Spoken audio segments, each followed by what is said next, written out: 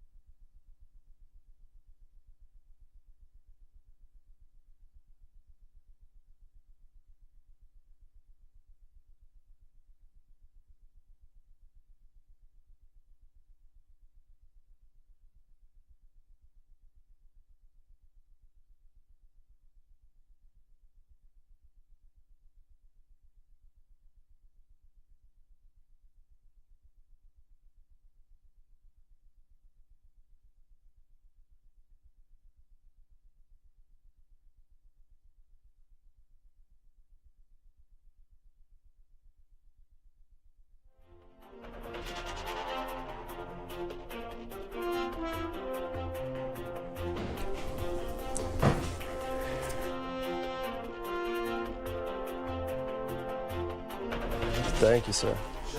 Shangela. The spirit of Shangela.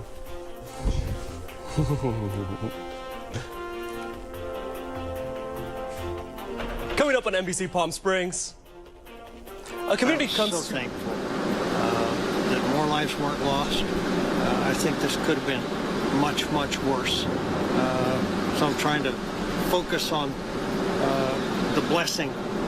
A community comes together after a heinous act of violence in a synagogue near San Diego. And as festival season winds down, one man shares season is a year-round event for most vacation rental homeowners. There is a warming up of the planet, and that warming up is causing different consequences at different places. Plus, our neighbors up north are bracing for rising waters as weather forecasters warn of heavy rains. Brian. Thank you so much for that, Max. In fact, we're going to get our fair share of rain. Really began today. As you can see, satellite forecast, gray underbellies, a lot of cloud cover moving through. I've got details for you, much of them, coming up in a moment.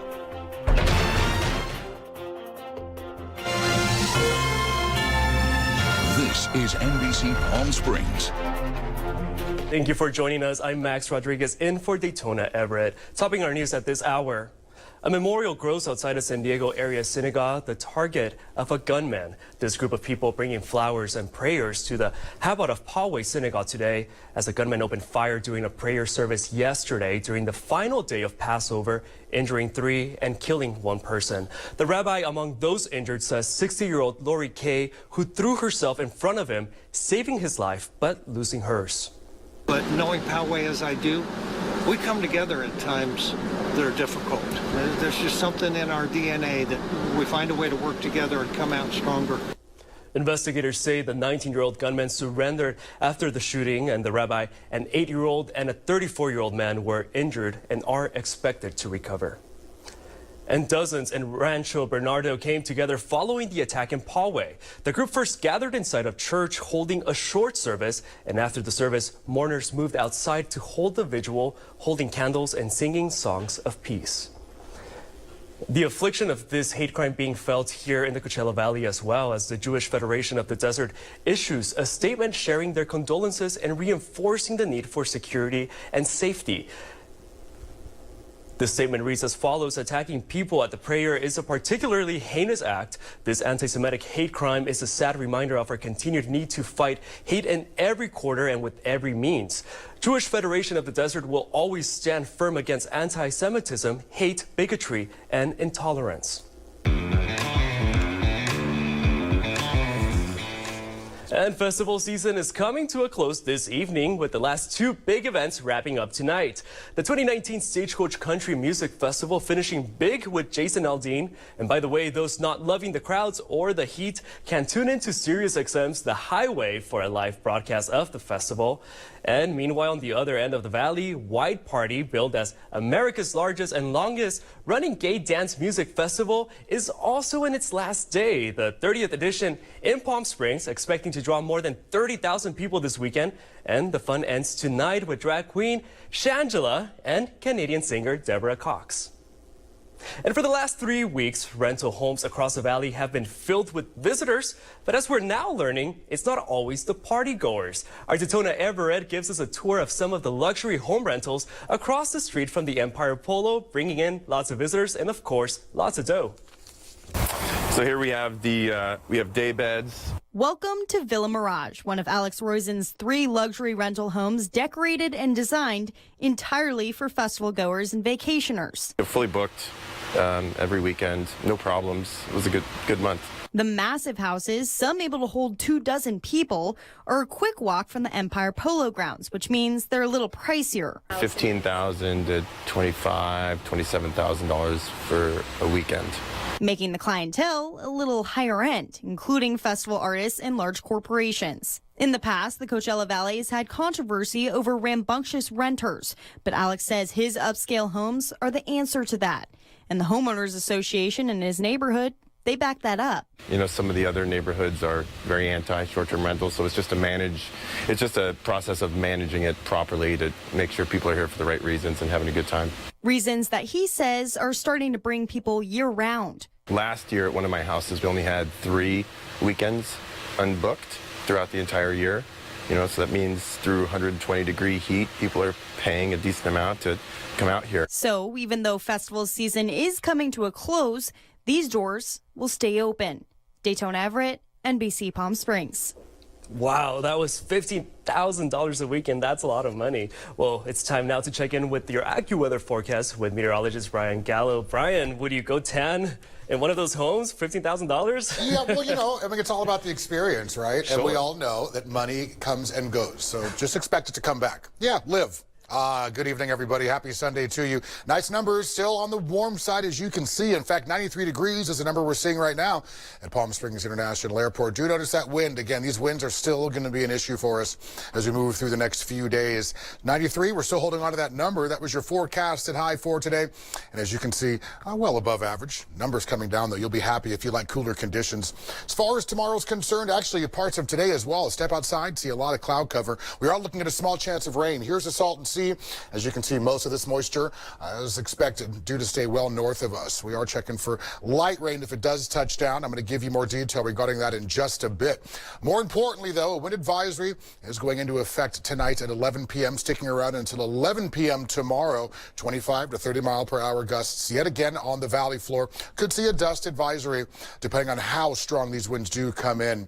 That's going to usher in this chance of rain. And again, these temperatures dropping. Look at this. 84 degrees come Tuesday, 79 Monday, well below what we should be seeing for this time of year. I've got more for you, plus some satellite radar action coming up in just a bit. Back to you, Max. Very well. Thank you, Brian. Now onto a gunman who opened fire at a house party overnight in Tennessee, injuring at least 7 people. It all happened at a home near Fisk University in Nashville just before 2 this Sunday morning. Police believe there was a large party there when someone started shooting. Now it's unclear what prompted the incident, and we know that 5 of the injured were taken to an area hospital while 2 others drove themselves to another facility. Police say they do not have life-threatening injuries and have made no arrests at this time. And emergency crews are working to rescue 5 men trapped in a cave in Southwest Virginia. Authorities say 6 men went into the Cyclops cave Friday evening with plans to stay for an extended period of time.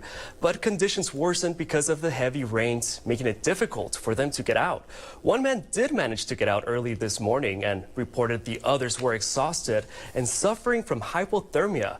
Officials say the rescue operation could take 8 to 12 hours because the cave is extremely small.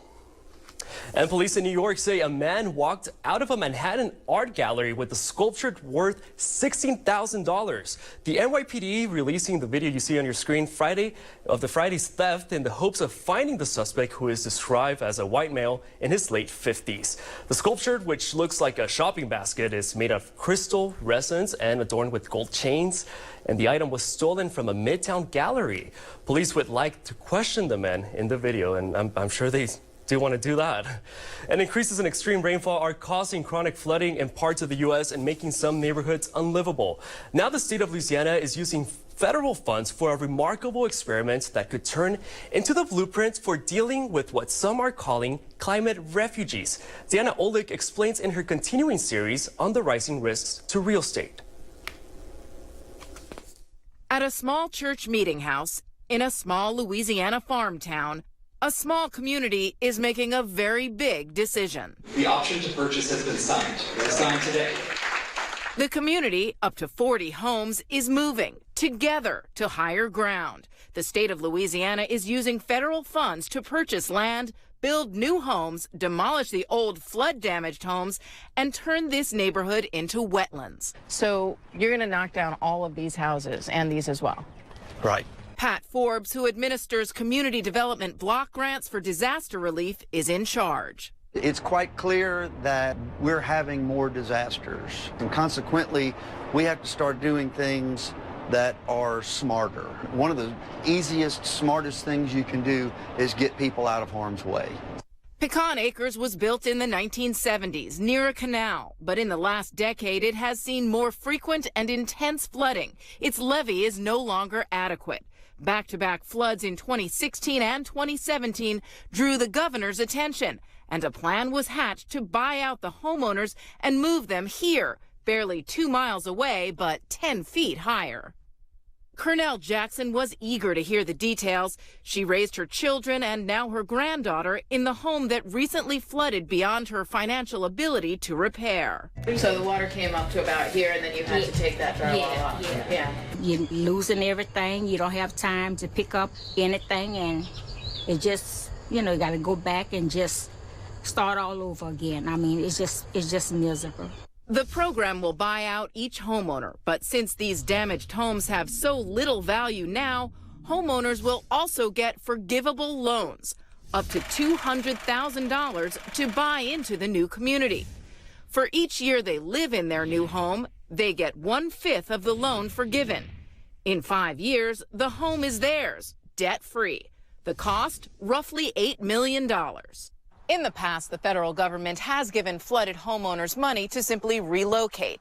But this is one of the first plans to move an entire community en masse here to higher ground. And it could be a model for the future. When we get done with this, we and everyone else will know more about how to do this and more about the mistakes to avoid than we know right now. We all in it together, and I'm just not happy for myself, but I'm happy for everybody else, because we done been through a lot. And you're ready to go. I'm ready to go. Diana Olick, CNBC, New Roads, Louisiana. The state of Louisiana is doing something similar closer to the coast of Isles of Jean Charles, which is sinking due to rising waters.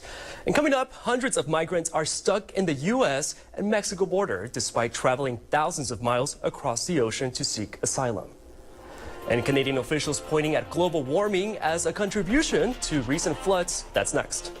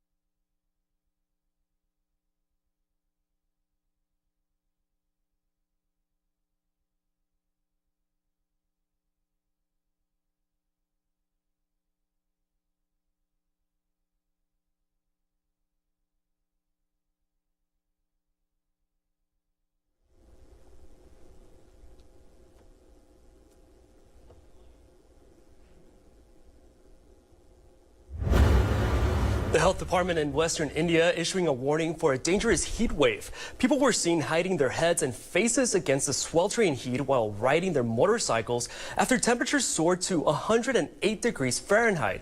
Officials say water bottles were being stocked in all public places in the city, and the zoo is providing sheds and shelter with fans and pools for the animals. India reels under intense heat waves from mid-April to July. And more than 1,500 migrants are stalled in southern Mexico, unable to get to the visas they need and keep heading north towards the U.S. Thousands fleeing war or poverty in their home countries, traveling thousands of miles to get here. But they are stranded for now, at least near Mexico's border with Guatemala. Some coming from as far as Africa and Bangladesh. I spent 21 days on the sea. You stole away? Yeah, I stole away to Brazil. So they helped me, they dropped me. So from there, Brazil was not easy for me, so I decided to continue the journey to the United States to have a better life, you know. The Mexican government is trying to get a better handle on the flow of migrants. Mexico deported thousands of migrants in recent months, and officials are now being more selective about who gets humanitarian visas. After pressures from President Trump, some migrants are seeking alternative ways to make their way north, avoiding the roads, and now with immigration checkpoints looking for undocumented migrants. And hundreds of thousands of people are at risk of serious flooding in parts of northern Mozambique hit by Cyclone Kenneth 3 days ago. Authorities say at least 5 people died after the cyclone hit late on Thursday with the force of a Category 4 hurricane. Kenneth came just 6 weeks after Cyclone Edie killed more than 600 people, and as much as 9 inches of torrential rain is forecasted over the next few days. And high waters forcing thousands of Canadians from their homes. Residents are bracing for waters to rise even further as weathercasters warn of more rain. Meredith Wood reports. Volunteers are filling bags with sand, hoping to curb the impact of widespread flooding in Canada. Snowmelt is filling rivers to their banks. Water gushed over this dam in western Quebec. Officials warned on Friday that more rain could put it over its capacity, prompting downstream communities to evacuate as forecasts showed more rain is likely. In Ottawa, residents pumped water from their homes as sandbags were delivered by canoe. On Saturday, volunteers joined by Canadian Prime Minister Justin Trudeau and 2 of his children filled more sandbags. Authorities ordered more evacuations as the water rose. Canadian officials warned the flooding trend could continue, pointing to global warming as a key factor. There is a warming up of the planet, and that warming up is causing different consequences at different places. Rain coupled with the melting snow brought historic flooding to several Midwestern states in mid-March. I'm Meredith Wood reporting. Hello, everybody. Happy Sunday night to you. Live look from our tram cam. It's a bit deceiving, right? We're seeing some pockets of sunshine here, but a lot of gray. Chance of rain with us? The answer is yes. I've got details for you in a moment. Coming up after the deadly synagogue attack in San Diego, stories of heroism and new insights about the suspect. Also, women who say that using marijuana helps them during pregnancy. It is highly controversial. All ahead on Nightly News.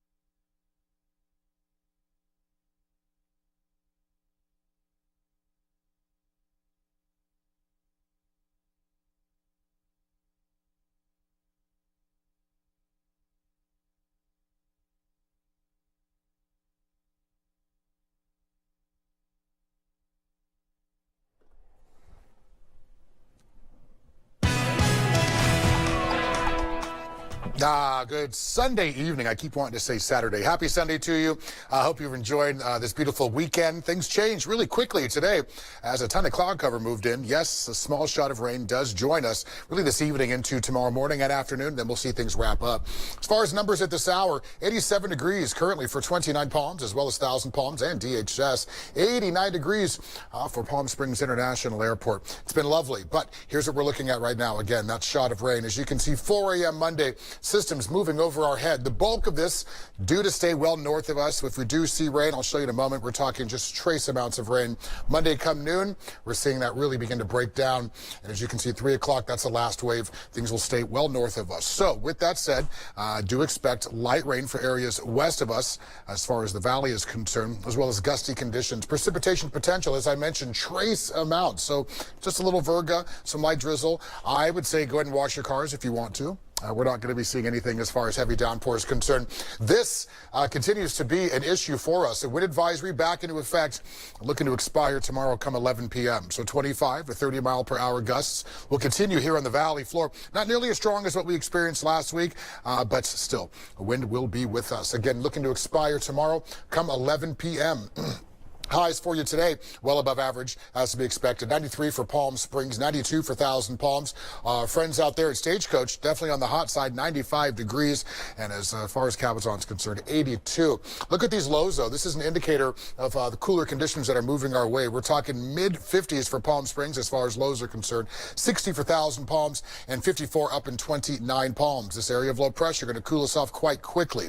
As far as your highs are concerned, look at this. Just under 80 for tomorrow. I'm excited. It's probably our last shot at really cool conditions before the heat really does set in. So take advantage, crack those windows, and enjoy nice breezes moving through, and again, with occasional gusts. Tomorrow, check this out. Dew points on the higher side, mid-40s during the afternoon, low 50s during the morning. So definitely do expect not sticky conditions, but definitely not the driest. It's tolerable, and it'll be nice on our skin. Air quality remains to stay on the moderate side, unfortunately, waiting for this to fall into the good side of things. A lot of this has to do with blowing sand and dust currently and that little bit of moisture that is in the atmosphere clenching on to that dust. As far as current winds, here you have it. Double-digit winds for most of us. Single-digit for 1,000 Palms as well as Indio. Future gusts. Just remember, high wind-prone areas could see winds upwards of 40 miles per hour. For us here on the valley floor, gusts will reach 25 miles per hour. Look at these numbers. 84 come Tuesday, then numbers will warm on up. No triple digits just yet. We've got more for you coming up in a bit. Stick with us.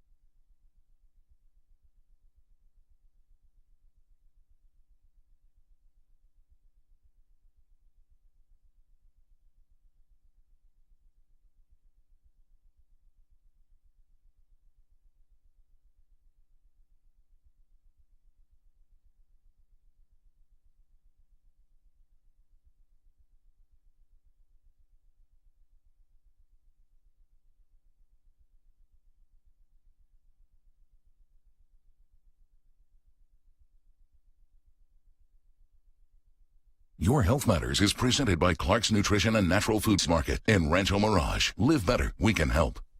In Your Health Matters, knocking out the symptoms of Parkinson's disease. According to several studies, boxing may actually slow the progression of the disease. Now, they're not getting hit and pounded themselves, of course. They're actually hitting punching bags, and therein lies the difference. Rocksteady Boxing began several years ago in Indianapolis to help people with the disease live more independent lives. And here in the desert now, they're doing the exact same thing, and as you'll see, it is working wonders. Everyone in this Rocksteady class in Palm Desert has Parkinson's disease, and every one of them is determined to knock it out. Now take it down low, take it down low. Go! The forcefulness of boxing is what makes this exercise so effective. Good, Andy! In fact, a Cleveland Clinic study focused on the concept of intense forced exercise, and it suggests that boxing is neuroprotective, meaning it may actually slow down the disease's progression. All exercise is good, but there's something about boxing that really helps suppress and delay the onset of a lot of the symptoms. Go!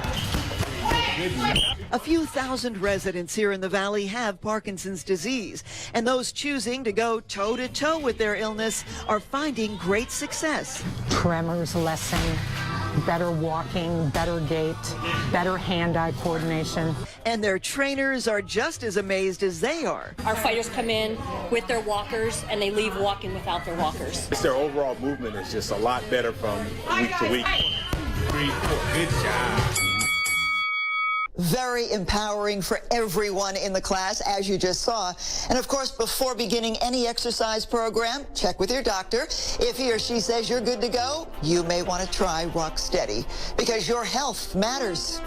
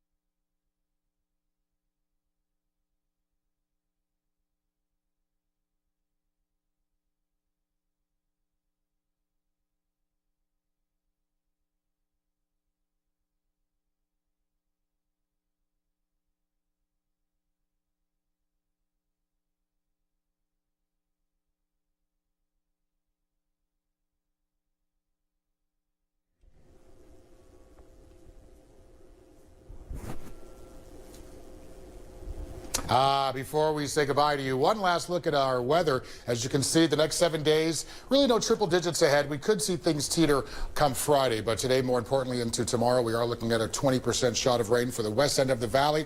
And also, a wind advisory is in effect, looking to expire tomorrow come 11 p.m. So do expect gusty conditions and low visibility on those roads. All in all, though, a nice 7 day ahead of us. It's actually an 8 day. No triple digits. I like that. Yeah, not yet. Yep. See you at 6. Have a great night.